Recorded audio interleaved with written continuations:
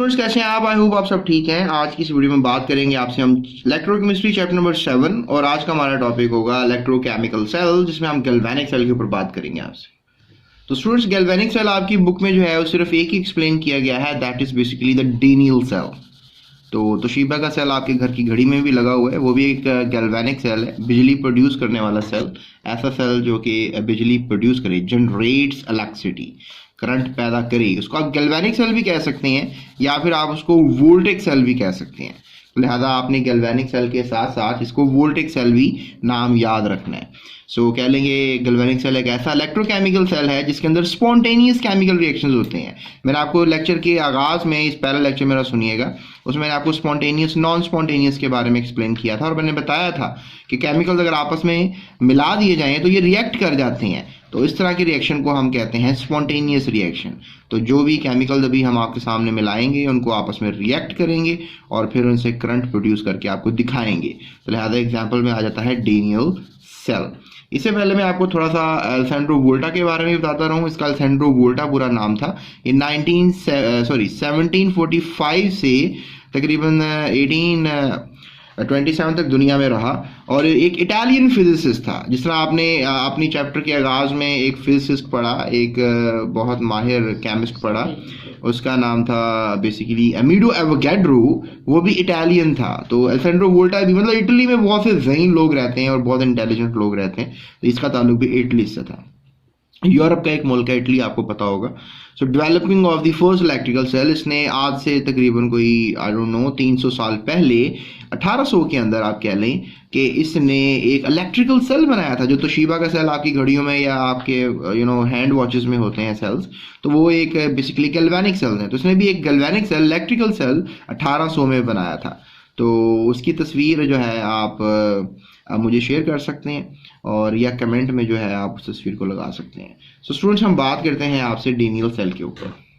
तो students, Daniel cell जो है वो बेसिकली आपको मैंने बताना है कि ये कैसे बनाया जाता है। DANIEL, Daniell cell, right.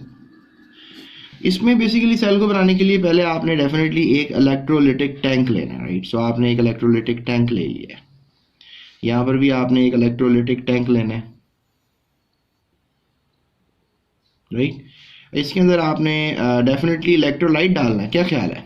अब आप कहेंगे सर पहले तो आपने हमेशा एक ही इलेक्ट्रोलिटिक टैंक लिया है, इस बार आपने 2 इलेक्ट्रोलिटिक टैंक ले लिए हैं।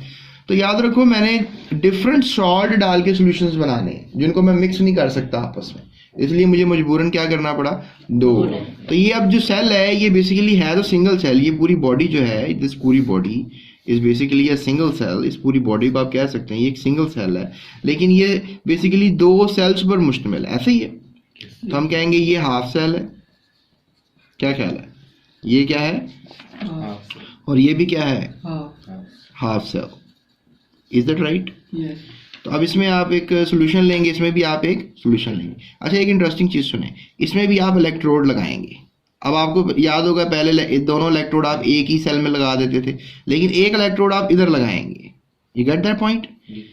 अब आप ये सोच रहे होंगे कि सर अगर ये दोनों सेल का आपस में कोई ताल्लुक है तो इनको आपस में कनेक्ट किस तरह करेंगे, इन दोनों सेल्स को आपस में मिलाएंगे किस तरह? तो इनको मिलाने के लिए हम एक ब्रिज का इस्तेमाल करेंगे। इस ब्रिज का नाम होगा सॉल्ट ब्रिज। और आपको बोर्ड में इलेक्ट्रोकेमिस्ट्री के अंदर से ये हर साल सवाल आता है कि सॉल्ट ब्रिज क्या होती है और इसका क्या इस्तेमाल होता है। तो सॉल्ट ब्रिज क्या होती है और इसका क्या इस्तेमाल होता है, ये इंशाल्लाह इसी लेक्चर में कवर हो जाएगा। तो ये क्या है? सॉल्ट ब्रिज, ठीक है। तो स्टूडेंट्स, मैंने कुछ हेडिंग्स लगा दी हैं ताकि आपको ये थोड़ा क्लियर हो जाए कि जो मैंने स्ट्रक्चर भी बनाया। अब अगला सवाल ये है कि सर इसमें आपने सॉल्ट डालना है, राइट। इसमें आपने सॉल्ट डालकर क्या बनाना है? मिक्सचर बनाना है। और इसमें भी सर आपने कहा था कि मैंने सॉल्ट डालना है और सॉल्ट डाल के क्या बनाना है? मिक्सचर। और इसको हम मिक्सचर को क्या कहेंगे? इलेक्ट्रोलाइट। क्या कहेंगे? इलेक्ट्रोलाइट। अच्छा स्टूडेंट्स, याद रखिएगा, इस जो मिक्सचर है जो हमारे पास पे, ये हमारे पास राइट सेल है, राइट हाफ सेल है, और ये फिर हमारे पास लेफ्ट हाफ सेल है। तो जो राइट हाफ सेल है इसके अंदर आपने जो बेसिकली सॉल्ट डालना है वो है जिंक सल्फेट। कौन सा सॉल्ट है? Zinc sulphate. जिंक सल्फेट, ठीक है, इसका नाम है जिंक सल्फेट। ये राइट साइड पे डालेंगे आप। और जो लेफ्ट साइड पे सॉल्ट आपने डालना है इसका नाम है कॉपर सल्फेट। क्या है? Copper sulphate. Copper sulphate. Sulphate. ठीक है जी। अब यहाँ पे जो है आपने ये सॉल्ट डाल देना, तो आपने ये जिंक इसमें डाल दिया है ना, तो जिंक के आयंस बनेंगे ना, और क्या डाल दिया, सल्फेट भी इसके अंदर आ गया, तो ये -2 चार्ज होता है। और यहाँ पे भी कॉपर आपने डाल दिया, कॉपर जो है वो +2 चार्ज होता है, और सल्फेट जो है वो -2 चार्ज होता है। सो इस तरीके से जो है आपने इसमें बेसिकली क्या किया, इलेक्ट्रोड्स लगा दिया। अच्छा भाई, ये अगला सवाल हम से ये करेंगे, सर इसमें जो इलेक्ट्रोड्स हैं वो भी किसी न किसी धात के बने होते हैं, तो हमने इलेक्ट्रोड किस चीज़ के लिए हैं, कार्बन ग्रेफाइट के लिए हैं, किसके लिए हैं? तो ये याद रखिएगा, सॉल्ट कौन सा डाला था, जिस तरह का सॉल्ट डालेंगे वैसा ही इलेक्ट्रोड लेंगे, तो यहाँ जिंक का इलेक्ट्रोड लेना है आपने। ठीक है जी।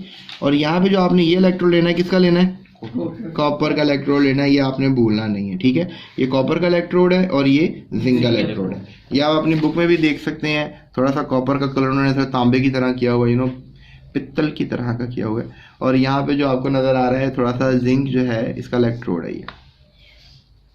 अब जब ये आप करेंगे ना स्टूडेंट्स, तो आपने डेफिनेटली अब इस यहाँ पे आपने एक डिवाइस लेनी है। इस डिवाइस को जो है हम नाम देंगे गैल्वेनोमीटर। इसको आपने तार से कनेक्ट कर देना है। ठीक है, और यहाँ फिर ये जिससे तार निकल रही होगी इसको आपने फिर यहाँ से कनेक्ट। तो गैल्वेनोमीटर एक डिवाइस है जो आपने इन दोनों हाफ सेल्स को आपस में बेसिकली करंट बन रहा है नहीं बन रहा है बताने के लिए, इसमें एक इस तरह की मशीन भी लगी होती है, उसमें नीडल होती है। अगर करंट बन रहा होता है तो इधर मूव कर जाती है, अगर करंट नहीं बन इधर नीडल लगी होती है, करंट बन रहा होता है तो वो आगे की तरफ क्या करती है, मूव करके बताती है कि करंट बन रहा है।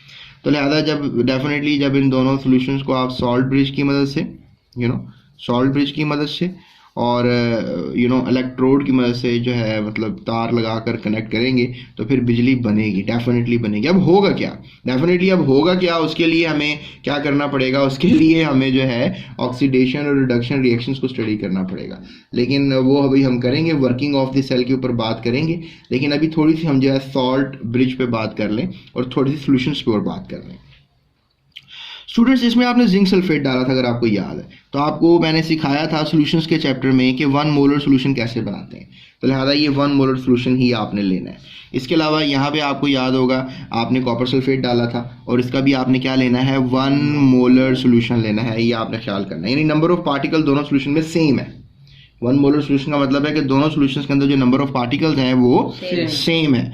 तो लिहाजा आप यहाँ पर जब ये 1 मोलर सॉल्यूशन लेंगे, अब एक और जो है चीज़ आपने नोटिस करनी कि जो आपने सॉल्ट ब्रिज ली है इसका क्या काम है।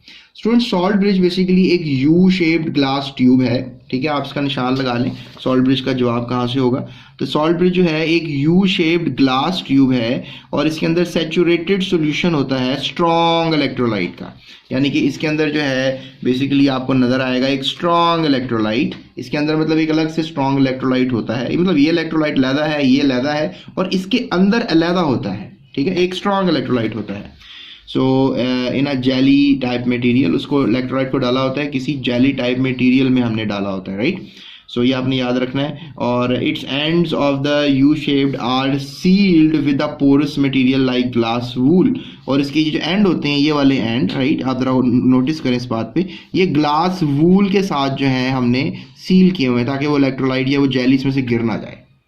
ठीक है, लेकिन ये ग्लास वूल की खासियत ये होती है कि ये आयंस को तो गुजरने देगी लेकिन इलेक्ट्रोलाइट को अंदर जाने नहीं देगी। यानी ions can move from this bridge to the solution, ions move कर सकते हैं लेकिन इलेक्ट्रोलाइट नहीं, लेकिन जो इलेक्ट्रोलाइट है या कह लें जेली है वो अंदर सॉल्यूशन के नहीं गिरेगी। सो ये एक इंपॉर्टेंट चीज़ है। इसका फंक्शन ही पूछा जाता है, ये सवाल था कि सॉल्ट ब्रिज क्या होती है। एक यू शेप्ड ग्लास ट्यूब है जिसमें सैचुरेटेड सॉल्यूशन होता है स्ट्रॉन्ग इलेक्ट्रोलाइट का और ग्लास वूल से वो पैक्ड होती है। तो आप कह लें कि इसके जो एंड्स हैं वो ग्लास वूल से पैक्ड होते हैं। इसका फंक्शन क्या है, इसका फंक्शन ये होता है कि ये दोनों तरफ आयंस को बैलेंस करेगी। इसका काम क्या होता है, आयंस को बैलेंस करना। अब आप कहेंगे सर ये क्या बात हुई, अब ये आयंस को कैसे बैलेंस करेगी और क्या सीन सुना रहे हो सर, कोई नई कहानी सुना दी आपने। बहरहाल ये मैं आपको कहानी अभी क्लियर कर दूंगा, पर इसमें ये बात ये मैं बता रहा हूँ कि दोनों तरफ जो है वो आयंस होंगे और उनको जो है वो क्या किया जाएगा, मूव करवाया जाएगा। सॉल्ट ब्रिज आयंस की माइग्रेशन का काम करती है, ये देखें लिखा भी हुआ है फॉर माइग्रेशन ऑफ आयंस, यानी ये जो है दोनों हाफ सेल्स को न्यूट्रल रखती है। यानी यहाँ पे नंबर ऑफ आयंस और यहाँ पे नंबर ऑफ आयंस अगर दोनों में बराबर होंगे तो फिर हम कहेंगे कि ये सेल जो है ये न्यूट्रल है, क्योंकि यहाँ पे आयंस अगर कम ज़्यादा हो जाएंगे तो फिर डेफिनेटली डिस्टर्बेंस तो होगी ना। तो न्यूट्रल रखने का काम कौन करेगी? Salt bridge. तो सबसे इंपॉर्टेंट किरदार डेनियल सेल के अंदर जो किरदार निभा रहा है वो तो सॉल्ट ब्रिज है। अगर सॉल्ट ब्रिज आपके पास नहीं है तो फिर समझ लेंगे ये काम नहीं करेगी, so it will not work. अब बेसिकली सीन ये हो रहा होता है, अब देखो जिंक भी एक मेटल है, ठीक है, जिंक एक क्या है? मेटल की प्रॉपर्टी इलेक्ट्रॉन लूज करना, राइट। और कॉपर भी क्या है? मेटल है, और इसकी भी प्रॉपर्टी इलेक्ट्रॉन लूज करना। लेकिन जब दोनों आपस में मुकाबले पे आ जाएंगे, राइट, जब दोनों कंपैरिजन पे आ जाएंगे कि इलेक्ट्रॉन लूज किसने करना है, तो डेफिनेटली जो ज्यादा अच्छा मेटल होगा वही इलेक्ट्रॉन को लूज करेगा और दूसरे को मजबूरन इलेक्ट्रॉन को गेन करना पड़ेगा। अच्छा, आप मुझे ये बताओ, आपका क्या अंदाजा है कि जिंक अच्छा मेटल है कि कॉपर? अब पता लग जाता है जिंक। अच्छा, आप हसनैन आप क्या कहेंगे? जिंक।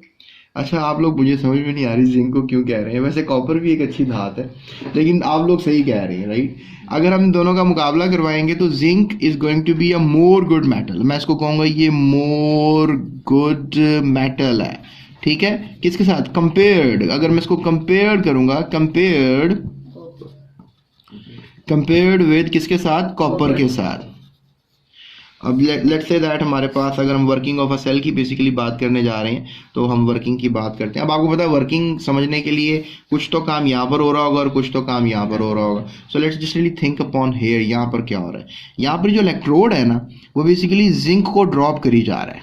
इलेक्ट्रोड यानी इलेक्ट्रोड पतला हो रहा है, वो जिंक को जो है वो बेसिकली ड्रॉप करी जा रहा है मिक्सचर के अंदर। अब जिंक तो ऑलरेडी जो है कह लें कि मिक्सचर में मौजूद भी है क्योंकि आपने सॉल्ट डाला था, तो लिहाजा जब ये जिंक को ड्रॉप करता है तो दो इलेक्ट्रॉन को साथ ही ट्रेवल करवा देता है वायर की तरफ। यानी मैं क्या लिखूंगा? ऑक्सीडेशन किसकी हो रही है? हमारे पास कौन सा है? ये है half cell, right half cell कह लेते हैं ना फिलहाल हम, right half cell, right half cell कह लेते हैं। और यहाँ पे हमें क्या होती हुई नजर आ रही है? ऑक्सीडेशन। क्यों ऑक्सीडेशन क्यों कहूँगा? कि जो जिंक है वो बेसिकली क्या कर रहा है? इलेक्ट्रॉन को लूज कर रहा है। Are you getting my point? ये देखिए, जब मैंने कहा था हेड के साथ मैं इलेक्ट्रॉन लिखूंगा तो ऑक्सीडेशन हो रही है ना, तो ये इलेक्ट्रॉन इसमें से निकले, जिंक को छोड़ा सोल्यूशन के अंदर, और अब एक और चीज देखो, अब जिंक बढ़ गया ना सिस्टम के अंदर और सल्फेट क्या हो गए? कम हो गए। अब ये सोल्यूशन न्यूट्रल तो नहीं रहा ना। अच्छा, अब दूसरी साइड पे हमारे पास क्या हो रहा है? दूसरी साइड पे बेसिकली हमारे पास है अब left half cell, right, left half cell. अब यहाँ पे जो इलेक्ट्रॉन अब आए थे, जो गैल्वेनोमीटर की नीडल को भी छेड़ कर गए, ताकत वाले थे, करंट प्रोड्यूस हो चुका हुआ है। अब ये डेफिनेटली इलेक्ट्रॉन वापस आएंगे सिस्टम के अंदर, तो कॉपर जो है, अब कॉपर के इलेक्ट्रोड में वो इलेक्ट्रॉन आएंगे। अब कॉपर के इलेक्ट्रोड से ये जो आयंस हैं जो कि मौजूद हैं किसके अंदर? लेफ्ट हाफ सोल्यूशन के अंदर मौजूद है, लेफ्ट हाफ सेल के अंदर मौजूद है। तो ये कॉपर कैन चिपकना शुरू हो जाएंगे किसके साथ? इलेक्ट्रोड के साथ। क्यों? क्योंकि वो दो इलेक्ट्रॉन को ये रिसीव करेगा और कॉपर चिपकता चला जाएगा। So you can say that कि जो कॉपर है, जो आयंस है सोल्यूशन के अंदर, जो आयंस हैं वो क्या करेंगे? वो दो इलेक्ट्रॉन्स को रिसीव करेंगे और वो कॉपर की शक्ल में कन्वर्ट हो जाएंगे। So look at that, copper ने दो इलेक्ट्रॉन्स रिसीव किए और वो कन्वर्ट हो गए किसकी शक्ल में? कॉपर की शक्ल में, कॉपर डिपॉजिट हो गया। यानी सोल्यूशन से कॉपर अब इलेक्ट्रोड की तरफ चिपकता चला जाएगा और इलेक्ट्रॉन को रिसीव करता चला जाएगा। अब देखो यहाँ पे सल्फेट आयंस बढ़ गए क्योंकि कॉपर सल्फेट बराबर थे, कॉपर चिपक गया तो सल्फेट आयंस सोल्यूशन में है, तो सल्फेट आयंस बढ़ गए और यहाँ पे सल्फेट आयंस कम, तो सल्फेट आयंस ट्रैवल करेंगे जहाँ पर उनकी मिकदार कम है और यहाँ पर वो आ जाएंगे। यहाँ सल्फेट आयंस बढ़ गए ना, तो यहाँ पे क्या हुआ? सल्फेट आयंस बढ़ गए हैं, राइट। यहाँ पे सल्फेट आयंस कम हो गए हैं, तो सल्फेट आयंस जो है वो ट्रैवल करेंगे और ट्रैवल करके वो किधर आ जाएंगे? इस सोल्यूशन में वो आ जाएंगे। So that makes an idea of salt bridge. कि सॉल्ट ब्रिज क्या करेगी? सॉल्ट ब्रिज बेसिकली आयंस को ट्रैवल का और सल्फेट आयंस को ट्रैवल करवा रही है। इसमें एक स्ट्रॉन्ग इलेक्ट्रोलाइट था जो कि आयंस को ट्रैवल का काम देता है, तो लिहाजा अब ये आयंस इधर आना शुरू हो जाएंगे। सो स्टूडेंट्स, इस तरह से ये रिएक्शन होगा। और अगर आप कहें सर एक ओवरऑल रिएक्शन कर दें, ठीक है, एक लफ्ज़ है ओवरऑल रिएक्शन, एक ओवरऑल रिएक्शन करके दिखा दें, तो मैं आपको ये दिखाऊंगा कि यहाँ से तो जिंक जो है वो इलेक्ट्रोड से निकल कर सोल्यूशन में जा रहा है और फिर डेफिनेटली वहाँ से जो कॉपर आयंस थे वो निकल कर डिपॉजिट हो रहे थे इलेक्ट्रोड की तरफ, यही था ना। और फिर इस तरीके से जो है आप कह लें कि ये रिएक्शन हो रहा था, राइट। सो होगा ये, तो होगा ये कि जो जिंक है वो अब पॉजिटिवली चार्ज हो जाएगा और जो कॉपर है वो न्यूट्रल हो जाएगा। ये होगा ओवरऑल रिएक्शन। अब ये जिंक इलेक्ट्रोड पर था जो कि निकल कर सोल्यूशन में चला गया, और ये जिंक सोल्यूशन में था, सॉरी कॉपर सोल्यूशन में था जो निकल कर इलेक्ट्रोड में चला गया। अब आप तुम कहोगे सर ये कब तक होता रहेगा? ये तब जब तक होता रहेगा इलेक्ट्रोड खत्म हो जाएगा तो रिएक्शन रुक जाएगा, और ये तब तक होता रहेगा कॉपर जितने होंगे सोल्यूशन में वो निकल के चिपकते रहेंगे। जब ये कॉपर चिपकना बंद हो जाएंगे रिएक्शन रुक जाएगा और फिर डेनियल सेल काम करना बंद कर देगा और फिर ये सेल की लाइफ खत्म। आप समझे तो शीबा का सेल खत्म क्यों हो जाता है? क्योंकि उसमें जो केमिकल रिएक्शंस हैं वो डिपॉजिट होना बंद हो जाता है। इलेक्ट्रोलाइट में जो आयंस ने आना है वो आना बंद हो जाते हैं, या इलेक्ट्रोलाइट से जो आयंस ने इलेक्ट्रोड्स पे जाना होता है वो जाना बंद हो जाते हैं। तो फिर ये वर्किंग जो है रुक जाती है, वर्किंग ऑफ द सेल जो है वो रुक जाती है। तो स्टूडेंट्स यहाँ पर देखो ये रिएक्शन क्या कहलाएगा? रिडॉक्स रिएक्शन कहलाएगा। What do you call this reaction? Redox reaction. और ये रिएक्शन जो है वो रिडॉक्स रिएक्शन कहलाएगा क्योंकि इसमें ऑक्सीडेशन भी हो रही है और यहाँ पर क्या हुई है? रिडक्शन हुई है। इस सेल में क्या हुई है? रिडक्शन हुई है। सो इसको रिडॉक्स रिएक्शन कहेंगे। स्टूडेंट अब देखो आप कहोगे सर इसका यूज़ क्या है इस डेनियल सेल का या इस तरह के सेल का? तो इसका यूज़ ये है कि आप ऑटोमोबाइल्स यानी जो बैटरियाँ होती हैं आप यूज़ कर सकते हो गाड़ियों में, रनिंग कैलकुलेटर्स में इनको यूज़ कर सकते हो और खिलौनों में यूज़ कर सकते हो, और इवन आप लाइट दी बल्ब यानी बल्ब को चलाने के लिए भी आप यूज़ कर सकते हो इनका। तो lit the bulb mean bulb को जलाना। सो ये हमारे पास आज का टॉपिक जिसमें मैंने आपको बताया है कि वर्किंग क्या है डेनियल सेल की और आखिर डेनियल सेल क्या होता है। सॉल्ट ब्रिज जैसा सवाल मैंने आपको करवाया, बड़ा तगड़ा सवाल है, आपने यहाँ लिख लेना है what is salt bridge and it's use, its function. इसके अलावा स्टूडेंट्स ये भी सवाल बोर्ड में लॉन्ग आ जाता है, BLQ इलेक्ट्रोलिटिक सेल और गैल्वेनिक सेल में क्या फ़र्क होता है, लेकिन ये मेरी नेक्स्ट वीडियो में मैं आपको समझा दूंगा, राइट। तो टेस्ट योरसेल्फ अगर आपने देखनी है तो आप YouTube सर्च बार पे लिखें test yourself 7.4 space GS academy, आपको वीडियो मिलेगी।